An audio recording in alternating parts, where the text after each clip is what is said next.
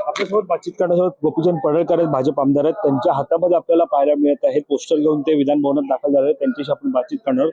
नेमकं प्रकरण काय आहे? तुम्ही हातामध्ये सेम बीडमध्ये घडलेला प्रकार आहे, त्यानुसारच तुम्ही आता या ठिकाणी पोस्टर घेऊन आले. नेमकं अरे तसाच भयानक प्रकार हा जालना जिल्ह्यामध्ये भोकरदन तालुक्यामध्ये अरबी नावाचं गाव आहे, अनवी नावाचं गाव आहे.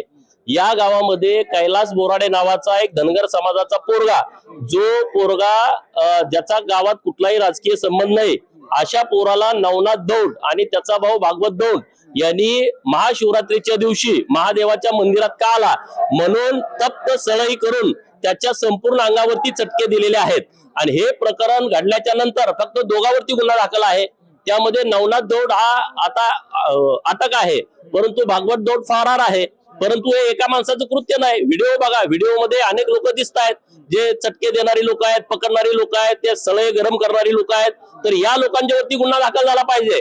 आणि ज्या नवनाथ दौंड आणि भागवत दौंड याच्यावरती पूर्वी पण केसेस आहेत, म्हणून माननीय मुख्यमंत्री महोदयांच्याकडे आम्ही मागणी करणार आहे की यांना मोकोका कायद्याअंतर्गत यांच्यावरती कारवाई करण्यात यावी, त्यांना धडा शिकवावा. गृहमंत्र्यांकडे काय मागणी तुम्ही करणार? माननीय गृहमंत्री महोदयांच्याकडे मागणी आम्ही करतोय की हे जे गुंड प्रवृत्तीची लोक आहेत यांच्यावरती मोक्का कायद्याअंतर्गत आपण कारवाई करावी. आमची बातचीत करणार.